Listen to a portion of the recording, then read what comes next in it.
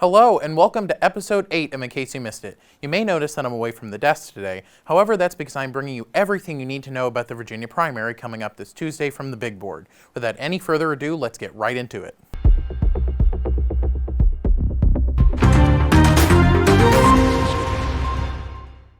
Virginia is one of 15 states going to the polls Tuesday, alongside Alabama, Alaska, Arkansas, California, Colorado, Maine, Massachusetts, Minnesota, North Carolina, Oklahoma, Tennessee, Texas, Utah, and Vermont. If that sounds like a lot, it's because it is. Around 36% of Republican delegates and 30% of Democratic delegates will be allocated by these primaries, meaning these states will likely give us undeniable frontrunners, though many would argue that we already have them, but we'll get into that later. Super Tuesday has been indicative of the eventual nominee for a number of years, with Joe Biden in 2020, Hillary Clinton and Donald Trump in 2016, and Mitt Romney in 2012 all being eventual nominees who cashed in big victories on Super Tuesday. First off, we're briefly going to go over the Democratic primary before we get into the Republican race and look at some new Virginia polling data. For lack of better words, the Democratic primary will likely be wrapped up sooner rather than later.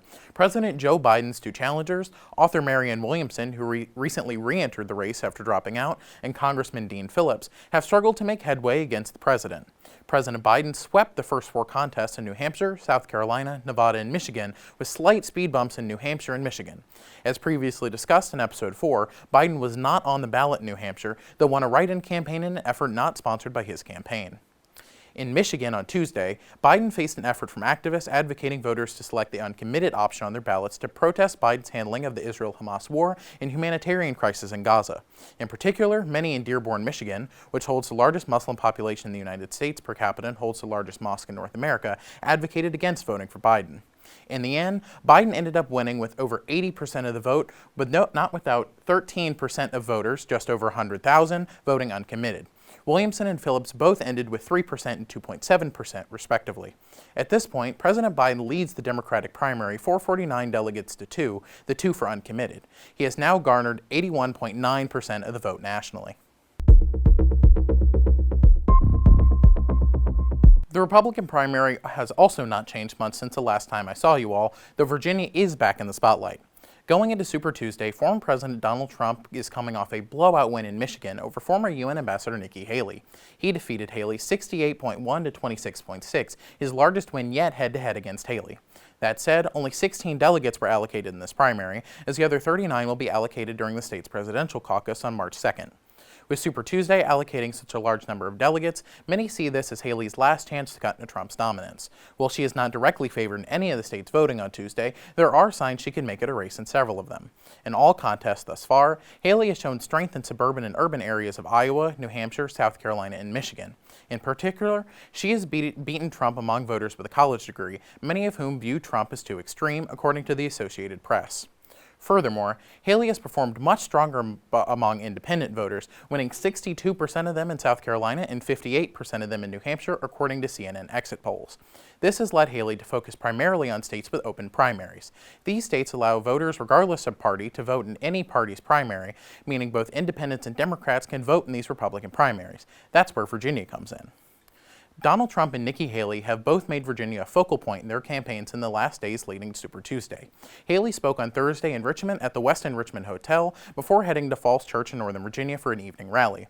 Donald Trump will speak at the Greater Richmond Convention Center on Saturday. Here is a clip from Haley's rally in Richmond, taken by Rotunda Editor-in-Chief Anthony Anderson. There's nothing normal about these wars around the world. And under Donald Trump, there's nothing normal about him criticizing the supporters of an opponent and calling them, saying they're barred permanently from MAGA. There's nothing normal under Donald Trump to spend campaign contributions on personal legal fees.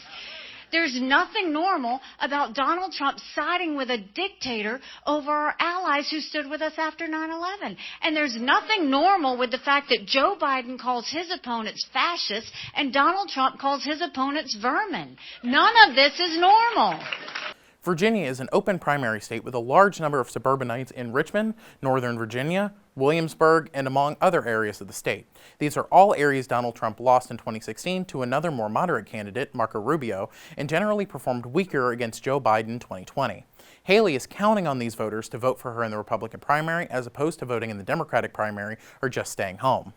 A poll from Roanoke College released on March 1st and taken from February 11th to 19th showed Haley within 8 points of Donald Trump among likely voters, her best result in any Super Tuesday state polling thus far. If you would like to vote, check www.iwillvote.com for more information. It can help you find your registration status, your polling place, information about same-day voter registration, among others. And with that, that is all for this episode of In Case You Missed It. Thanks so much for watching. I have been your host, Tyler Badgent, and I hope you have a fantastic spring break. Bye!